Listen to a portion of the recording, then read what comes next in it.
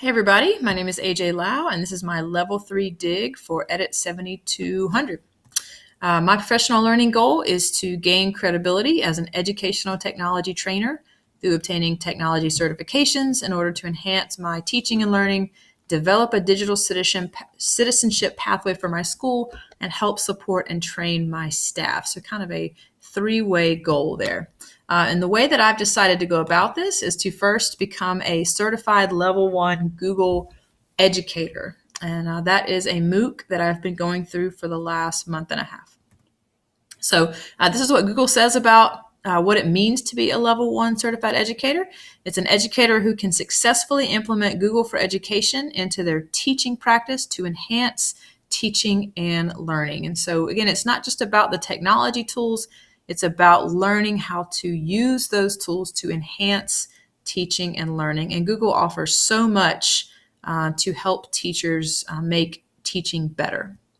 And so this is a list of 10 reasons to become a Google certified educator, according to Casey Bell, who is an educational trainer herself and works a lot with Google. So there's a lot of cool things on there to be able to gain confidence with digital learning strategies, to facilitate and inspire student creativity, to prove your skills, to engage in professional growth.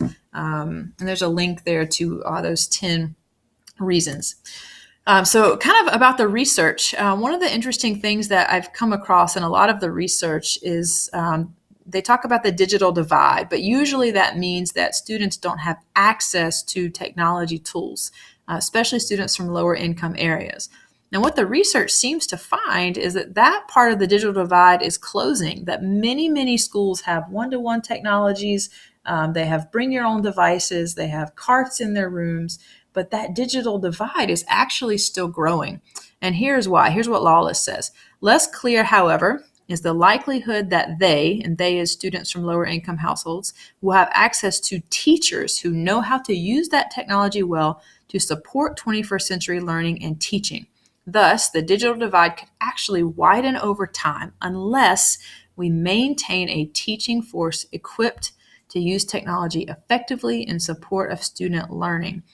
And that's just incredible to me that even with the devices, that does not guarantee that the divide will close. It actually rests on having teachers who are trained to use that technology other than just a typing tool in the classroom.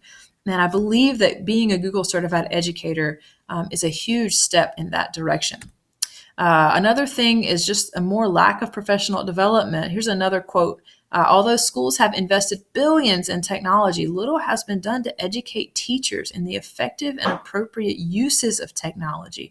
And I've seen this in my own school. We went one-to-one last year through a Sprint grant, and they literally handed out Chromebooks to every student in the high schools and the middle schools and did zero professional development, no training on how to manage devices, on how to use devices. And in a lot of classrooms, they did not do anything to bridge that gap. Many students played games on them and didn't know how to use them effectively for anything other than a typing tool. So having something like the MOOC for Google Level 1 certification is really helpful. Another thing, and this is kind of part of my longer term goal, is to become a mentor teacher and to start a PLN at my school. And this is a quote from Dr. Kopsha from one of his articles. Research has shown that using mentors and communities of practice as a PL strategy to increase teacher technology integration works to reduce the barriers that can keep many teachers from more student-centered tech approaches.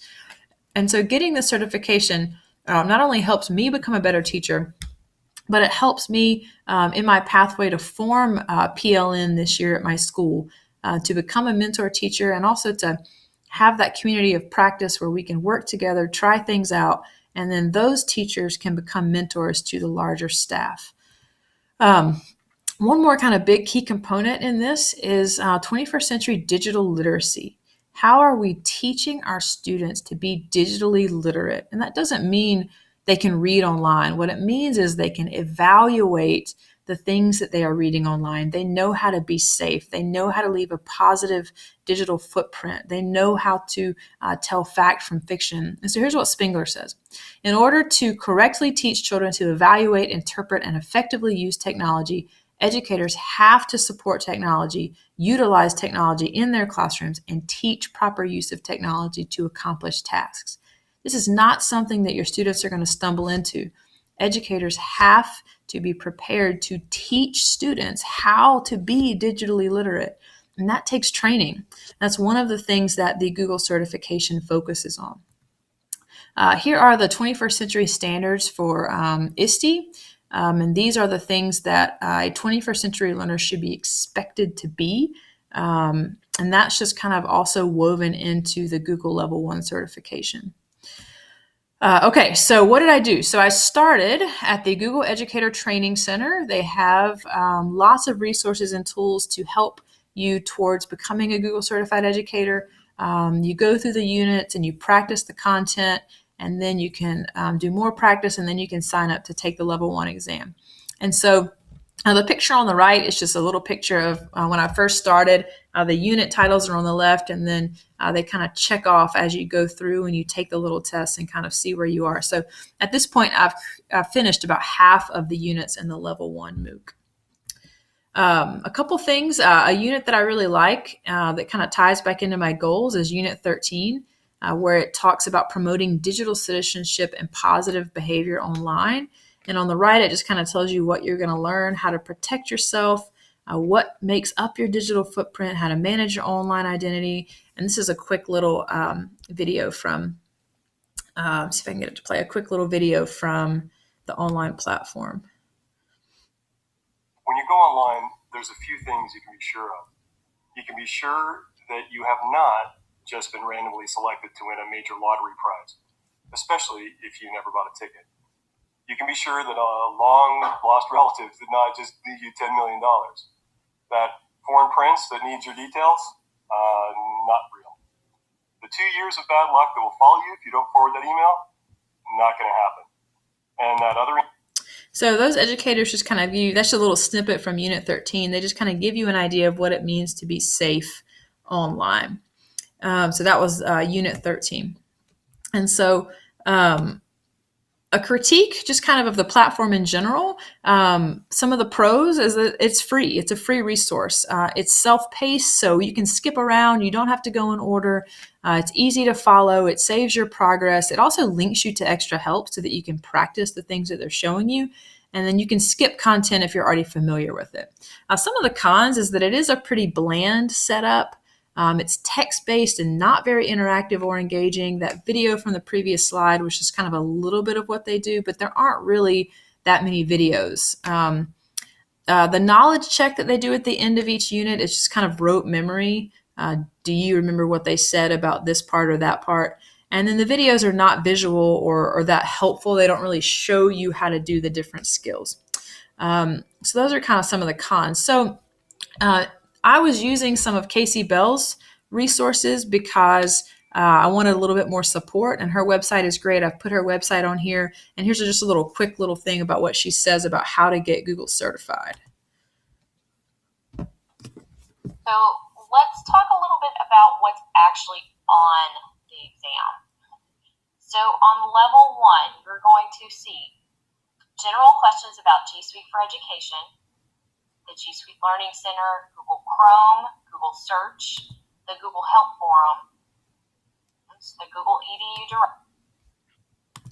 So she kind of goes through some of the things that are more helpful, kind of digs into more detail about how to get Google certified.